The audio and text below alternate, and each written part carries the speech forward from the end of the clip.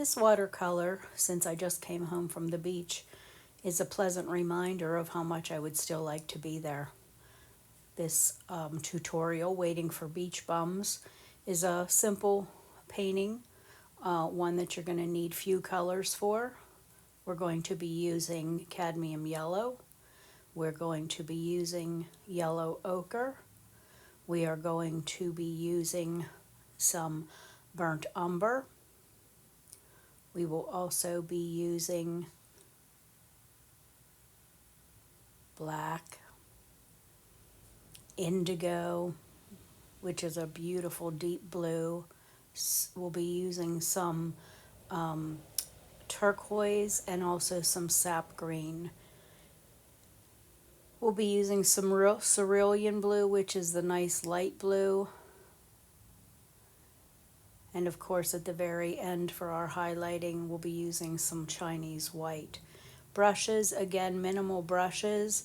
I used a very fine liner, a number 1. I used a 2, a 4, and a 6 round. I also used my nice big wide brush for the bigger areas of color. And I also used my wisp for splatter, but you could use a fan for that. Table salt we'll be using, and we'll be using some masking tape to mask off some areas, and we'll be using our Misket. The Misket is just so I have some nice fine white areas to keep nice and white on my chairs and on my umbrella. Make your drawing as detailed as possible because we're going to be, painting especially the umbrella section by section. You don't have to put all the lines on your chairs now, but you want to at least have the perimeter of your chairs done. My sky, I am not doing wet on wet today. I'm just simply painting it, but I am making sure that my paint stays nice and wet. I just used a nice big puddle of cerulean blue. Using my nice big brush, get that on, make sure it's nice and wet so that it doesn't dry on you. You don't want any hard lines with that. You want it to be a nice smooth sky. Nice and wet.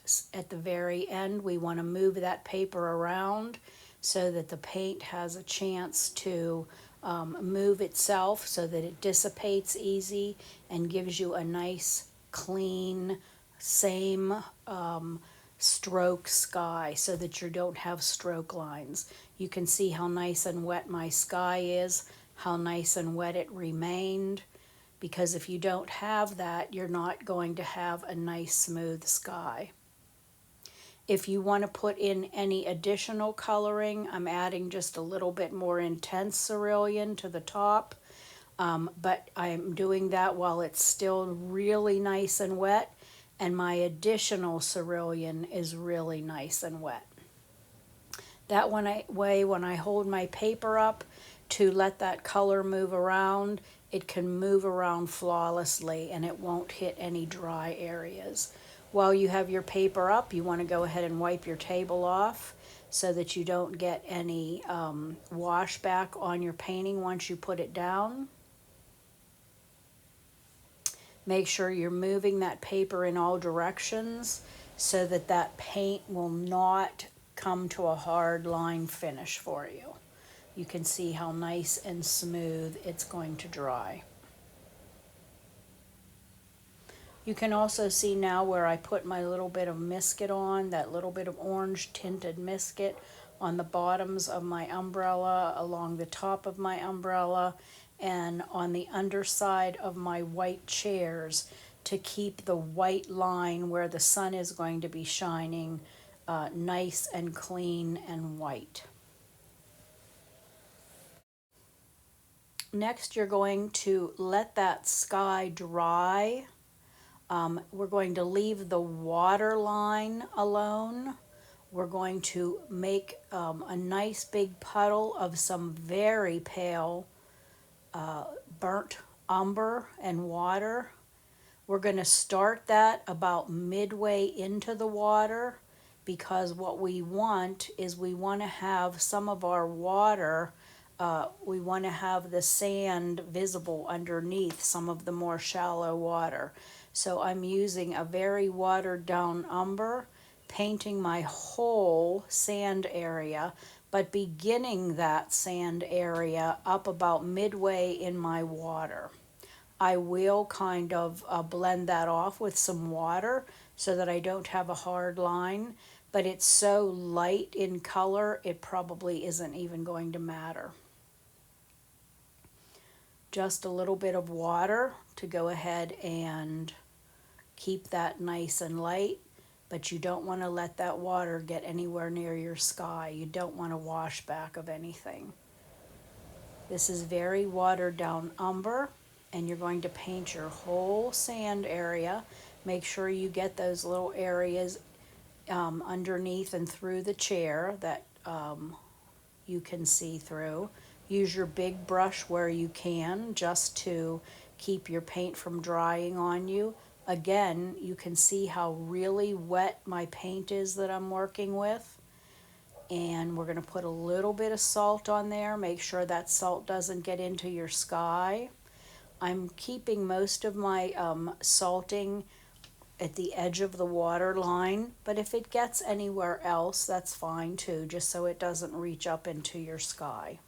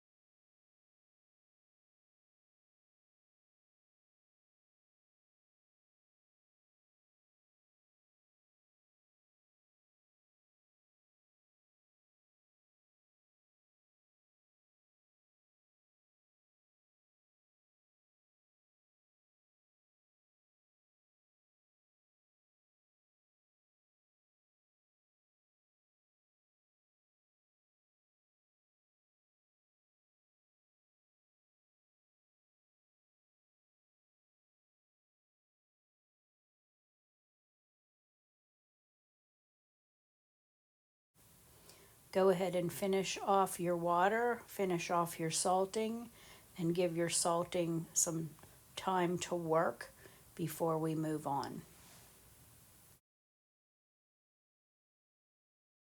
Now, before your sand is totally dry, up in your salted area, you want to just drop in some very watered down black, just a little bit in your salt.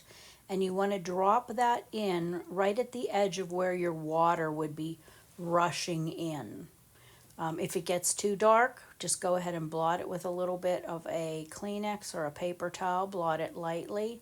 But you want to have a little bit of a difference in your sand color. So this is right where the people would be walking on the water's edge. You want to go ahead and just drop that in. Again, if it's a little bit too dark, blot it with a Kleenex to take out most of that really intense dark color. Let your salting dry, and after your salting is all nice and dry, you can remove as much of it as you can, and then we're going to go ahead and work on the water. Your sky needs to be totally dry though, and your sand needs to be totally dry. So if you need to go ahead and dry that with a hair dryer, you can do so, but just make sure everything is totally dry before we start on the water part. Even if there's a little bit of salt remaining, that's fine, just so everything is really nice and dry.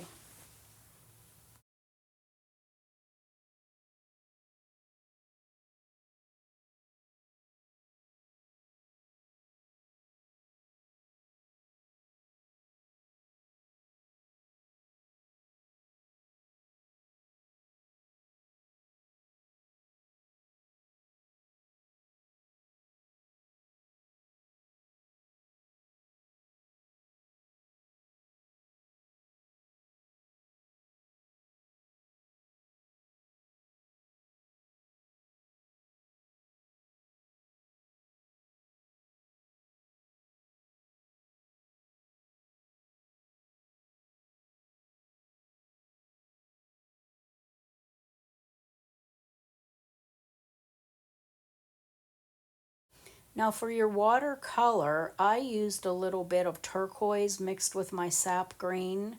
If you don't have turquoise, or if you have a manganese green, you can use that. But you want to keep a nice Caribbean color for your water to begin with.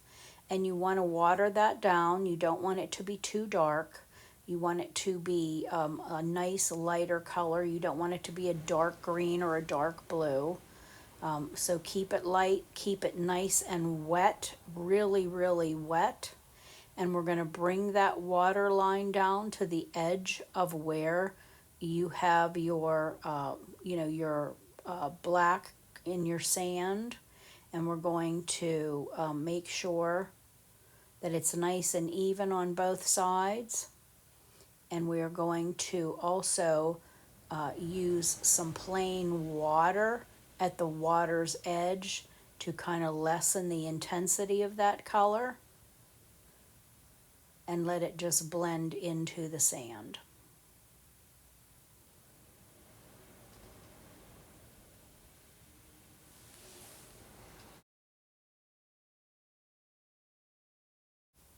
You'll repeat that process on the other side. Make sure that your water is somewhat even on both sides. I mean, if it comes down a little bit farther, that's okay because that's how the water is moving, but you don't want it to be too far forward on one side and not the other. Again, make sure that the edge of your water is nice and softened with just plain water.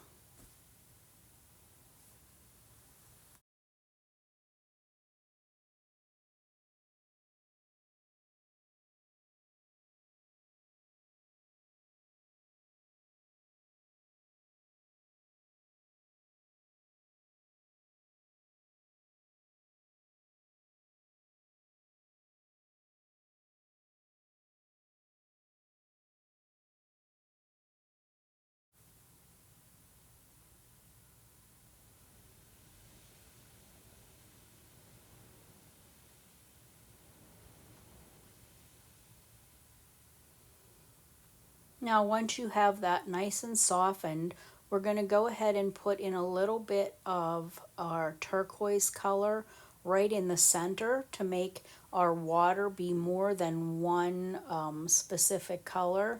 The darker color will show areas of our water that might be a little bit deeper than the rest. You can mix, if you don't want to use a turquoise color, you can use a little bit of your indigo. But again, you don't want anything to get too dark yet because we are going to be using more than one wash on this water. We're going to be doing some dry brushing also. And where I just added that water or that extra color, I'm going to put on a little bit of salt. Now you added that extra color when your first color was still wet. We want to move on to the umbrella, but again, you can't do that until your water is dry. So allow that salting to work first. After everything is dry and you've brushed off your salt, you do want to make sure you brush off your salt because you don't want salt spots on your umbrella. You can go ahead and start to paint your umbrella in. If you want to use two different colors for your umbrella, that's fine. You can pick the two colors that you want. If you want to use one color for your umbrella, that's fine also, but you still want to paint it in sections and allow those sections to dry. I continued to use my cadmium yellow mixed with a little bit of yellow ochre, and my green color was going to be sap green mixed with some indigo. I did all of my yellow parts first, dried them really well, made sure they were nice and dry, and then did my green sections. Again, my green is sap green mixed with some indigo. You can use any two colors you want. You want to just make sure you're doing it in sections and that your sections are dry. If you want to use one section, again, that's fine, but you're still painting it and allowing it to dry in sections.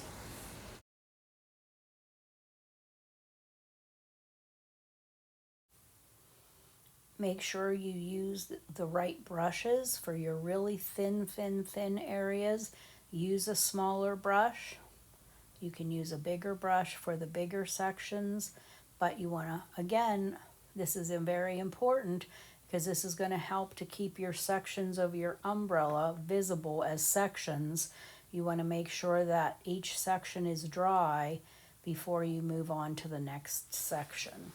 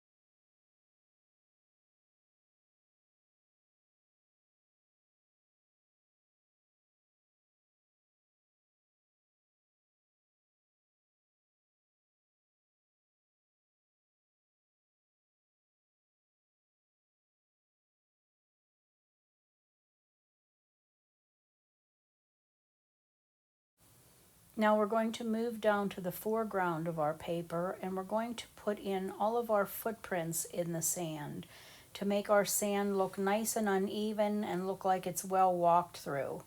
I mixed a little bit of black with a tiny little bit of my indigo. It's very watered down. I'm using both my number 4 and my number 8. You can even use a number 6 on this for your footprints, but you're going to just lay your brush on its side and flop it around horizontally in the foreground and under your chairs to make it look like there's a lot of footprints in that sand. Don't paint it in totally, you're just flopping your brush around to give it a very walked in sand look. Then you're going to add a little bit more indigo and black, make it just a little bit more intense, and up at the water's edge, I'm actually painting in some horizontal lines to make it look like there's a lot of wet footprints along the water's edge. This I'm painting in, I'm not giving my brush the leeway to flop it in because it's a much smaller area. So I am just painting that in. Now I want to go back up into my water and I'm going to be dry brushing my water. So I'm going to be using my number 6. If you feel more comfortable using a number 4, you can number 4, 6 round. And what I'm going to be using is some watered down indigo, very watered down. And I'm going to be dry brushing horizontally to give that water the same kind of rough looking ripple effect. So I want it to be nice and I don't know, nice and uneven with color also. So you want to go ahead and you can paint in along just the horizon line, and then the rest we are just doing that nice dry brushing effect. Less paint on your brush, dragging it across left to right, right to left, and I'm bringing that all the way up almost to the edge of my water. After I do that, I'm also going to throw on a little bit of salt to that wet dry brush that I just put on. And I'll be repeating that on the other side as well.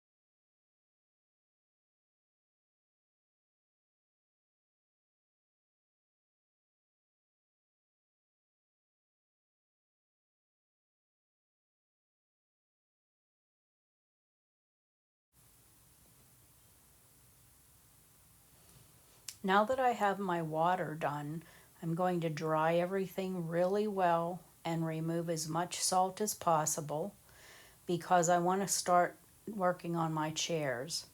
The only coloring on my chairs are the shadows, and the shadows come in different intensities. Some are really dark, some are much less dark. So you want to just look at your picture. You can paint in the shadows as you see them. I would work section by section on your chair. If you want to go from chair to chair, that's fine also, but you just want to make sure that you are just painting in what you see as the shadows. This is all that you are painting in. It's watered down black. You can put a little bit of indigo in with it as you see it, or you can leave it as straight watered down black. Some of the shadows are much lighter. Some are intensely dark. Some have a watered off edge, especially on the parts of the chair that are bended, that come into the light. Where it comes into the light and the shadow lessens, I'm just using plain water to go ahead and soften those shadows. I'm doing a lot of painting and drying at this point. So I have my hair dryer nice and close to me because I don't want my shadows to blend into each other. I want to create hard lines with those shadows where necessary. So I'm painting some, drying some, painting some, drying some. And you'll see once you start doing that how easy your chair comes into focus because you are, painting sections, and those shadows is what's giving your chair the dimension that it needs.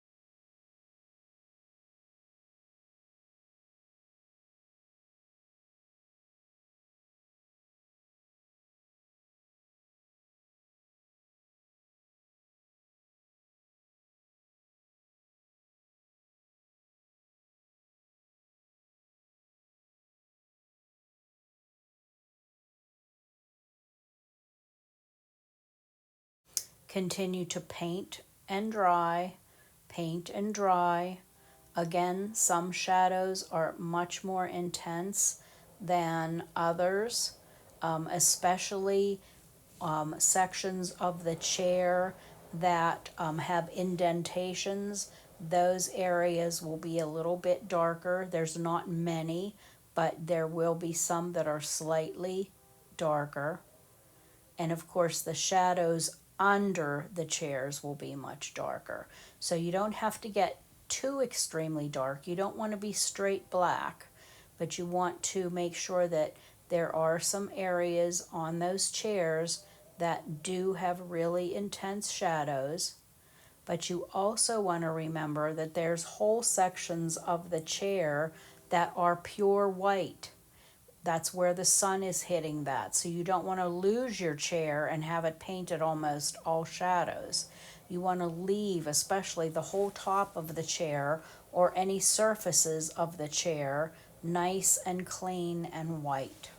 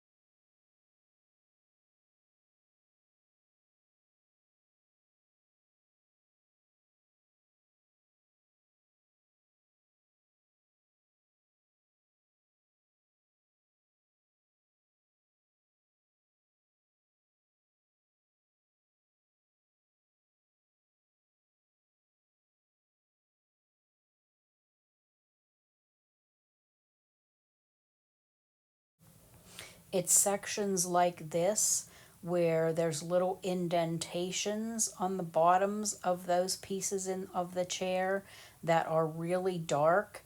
So while I've painted in the shadow, I'm adding in that really little bit of that dark section so that it can just dissipate in with the rest of the shadows. There's Or very I few bought of some those gravy areas, kind, and but you that want to make seems to sure be that you what's get making him have those. diarrhea. Now that I have both of those chairs all painted in, everything is So painted when in after you except for the paste and then go slats around, on it the doesn't get. top. I drew those in first with pencil so that I got them right. They're not perfectly straight. They're kind of indented from all the bodies laying in them so many years. But you want to go ahead and you can draw those in. I also drew in my shadows underneath the chairs. You can see where I drew those in. It doesn't matter what you paint first. I opted to paint the shadows under my chairs first, and those are going to be much darker. I strongly suggest you sketch those in before you start to paint them, because if you don't get those shadows to look correct, they're mimicking the positions of the chairs, and if you don't get those to look correct in the sand, your actual picture is going to look very lopsided. So you want to get those sketched in first, use your picture, that's the purpose of your picture. Use your picture and then go ahead and paint that in. It's a much more intense shadow. It's still watered down shadow. I mixed a nice little puddle so I would have the same intensity of my shadow for all of them. And then the salt is all removed. I don't want salt in my shadows. I want these shadows to be nice and intense. They're following the height and depth of the footprints in the sand. So your shadows are not going to be straight horizontal lines. They're going to mimic the position of the sand.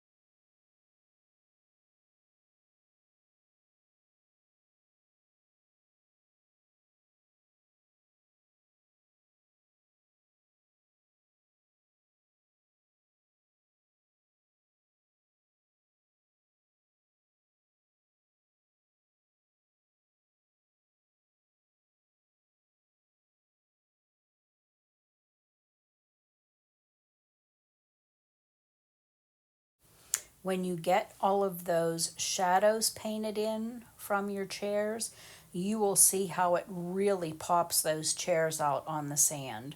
It makes such a difference. While those shadows are drying, then I went ahead in and finished drawing in my slats of my chairs.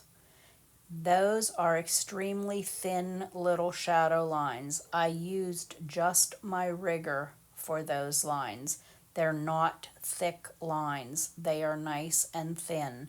So make sure that your lines are nice and thin and that you use your tiniest brush to do those. You can see my lines. There is a border on the chair. The lines do not go the whole way across. So I'm using my tiny little brush to do those lines.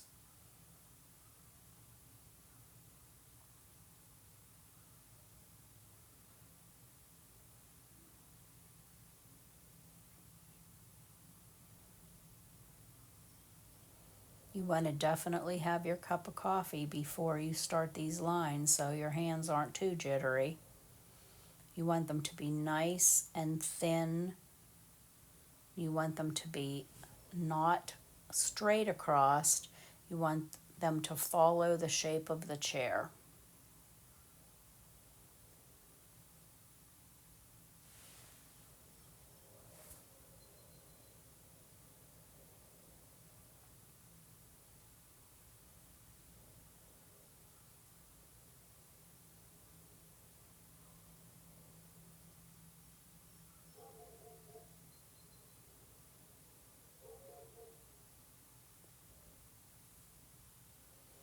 Great.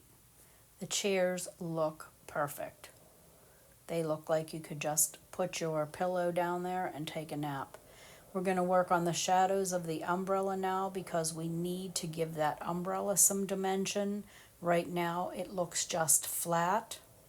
We're going to be shadowing in each section. That's why we painted it as sections, to make it easier. So if you look at your picture and also follow me on the video, you will see how we're going to be painting in the shadows on these umbrella sections. You want to at least leave a little tiny section of each section, the original coloring, but you will also see where there's a lot of shadowing, especially on those top pieces, that get shadowed in. I'm leaving just some very small pieces, the original coloring. I'm doing section by section. Look at your picture. Your picture is going to show you exactly how this should be shadowed.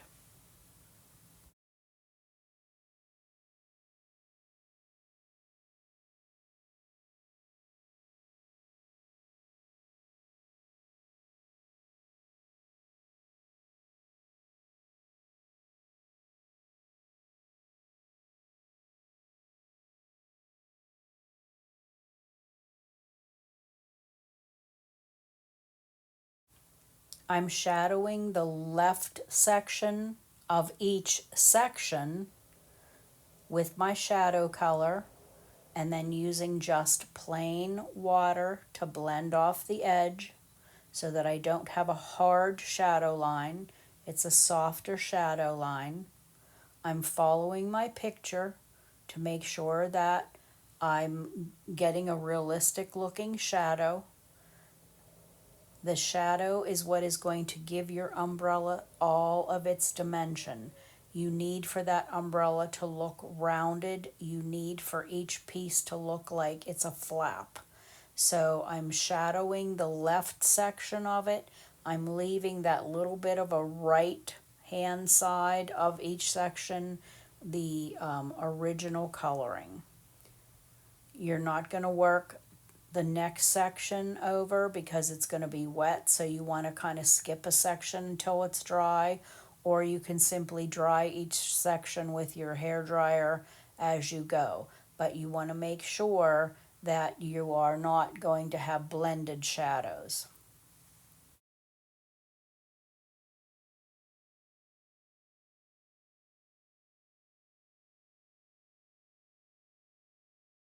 some of the folded parts of the umbrella or the flaps that have blown upward, you're just going to put some of your color in and then soften the edge with water. That's especially good for the areas that are in shadow but also have a deeper section because of overlapping materials. So you want to put those darker colors in while you have a wet section for those darker colors to blend into. This is what's going to give you all of your dimension. Again, you want to do section by section. It doesn't matter what section you do. You can, hop and jump around, or you can do one section next to each other as long as it is dry.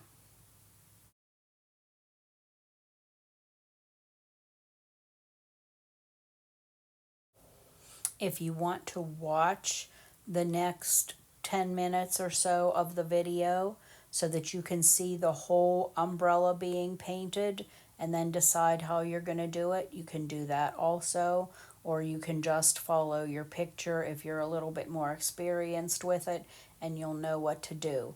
But most of, my shadowing is just on one side of each section, and I'm allowing that color to come through on the edge, and I'm softening it with water.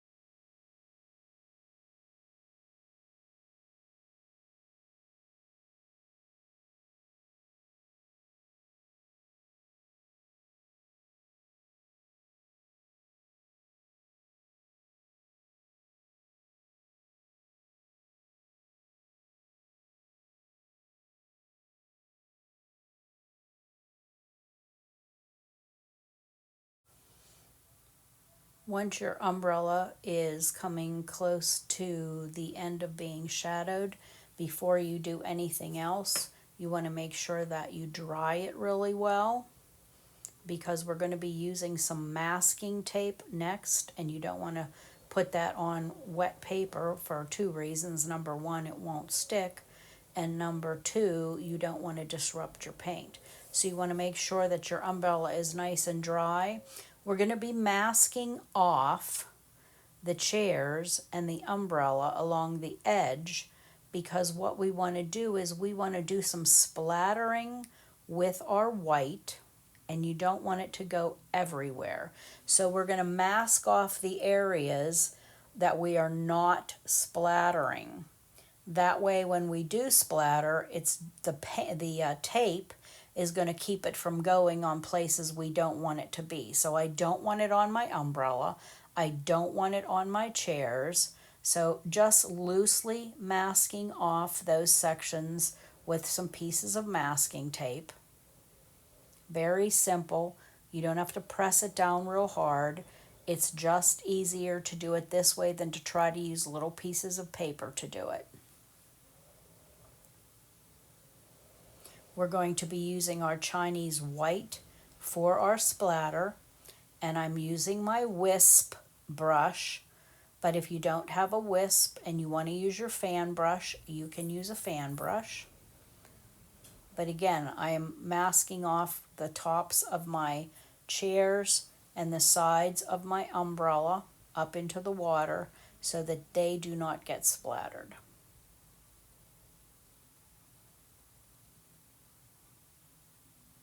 It looks funny, but it works. Your Chinese white, you want to be nice and wet, but you want it also to be nice and intense. And we're going to be splattering along the water's edge where all of the froth is on the water. So I'm splattering along my water's edge. You can splatter, the tape is going to keep it from getting everywhere. You want to hold your brush close to your paper. Don't hold it way up in the air. Don't give it a big space to splatter.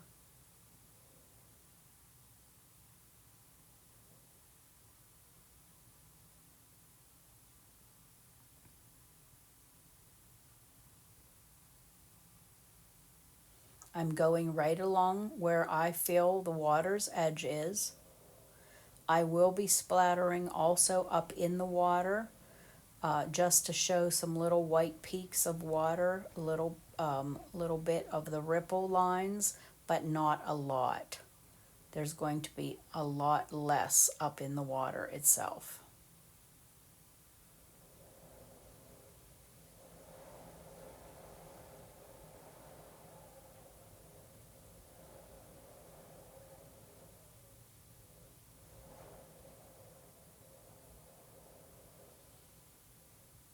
Make sure your white is pretty intense, because your Chinese white does have a tendency to dry, and when it dries very pale. You can hardly see it. So you want to make sure that you are definitely getting it nice and intense when you're doing your splattering. A little bit of splatter up in the water, not a whole lot. Most of the splatter is along the water's edge.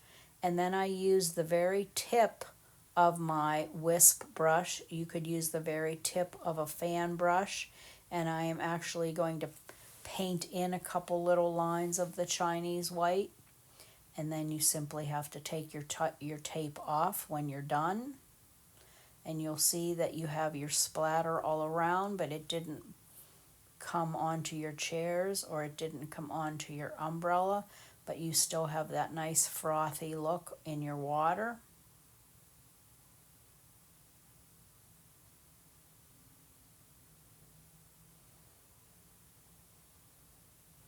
And once we get all of our tape off, we're going to be removing the misket on our picture. And we'll be taking care of those misketed lines. And we're almost close to being finished. Now that my tape's off, I will go ahead in and paint in some more little white lines, not splatter because I removed my tape. I'm going to paint it in now so I can put it exactly where I want it, closer to the tops of the chair or the arm of the chair. I'm going to make sure though that I put it only where I want it to be. And I'm using the tips of my wisp, or you could use the tips of your fan brush, and you want to get in any more of that little bit of white froth at the edge of your water.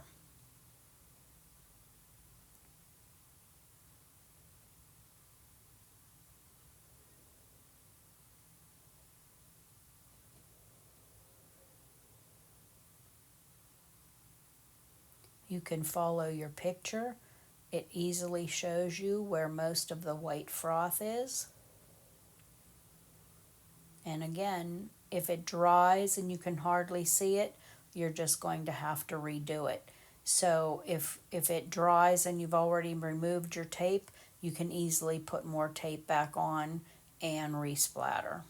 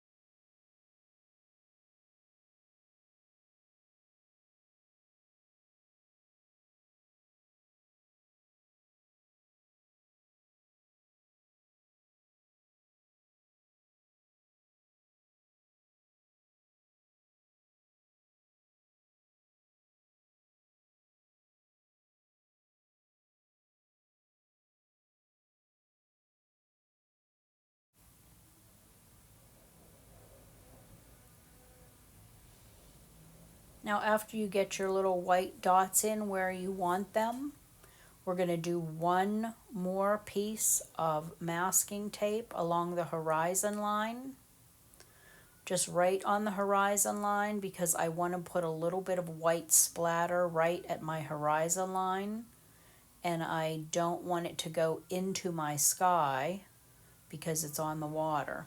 So just a little bit of a splatter along that piece of tape on the horizon line, and then you can remove your remove your tape. And if you have to fill in any little bits of your white, this white isn't so much the white water or the ripples. This is the glistening of the sun on the water. Now I'm taking off my misket, little bit of misket on the trim of the umbrella, and there is a little bit of misket on the underside of my chairs where the light hits the underside of the chair, and I wanted to keep that nice little white line. But once you take your misketing off, your misket lines also have to be shadowed. They cannot be that white when everything else is shadowed. So you'll follow your shadows, follow your picture, and you're going to shadow in that white trim with a little bit of watered down black, just so that it is not so bright white. It'll still look like white trim, but it's not going to be so intensely white, and it'll fall in line and look like it's part of the umbrella.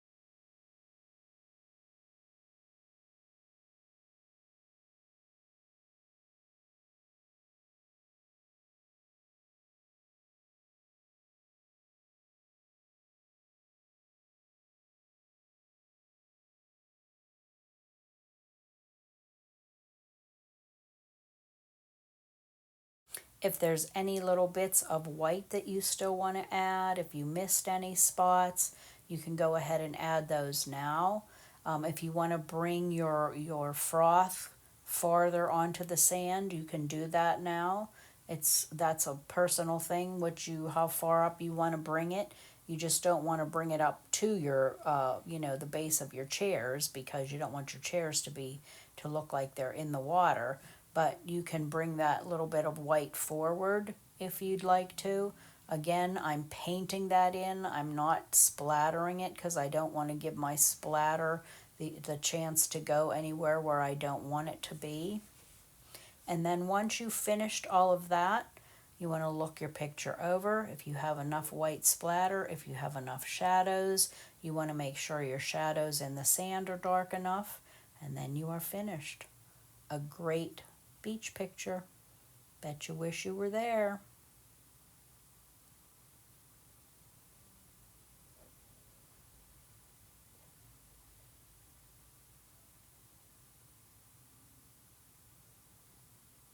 We thank the Monroeville Arts Council and the Monroeville Public Library for hosting this video.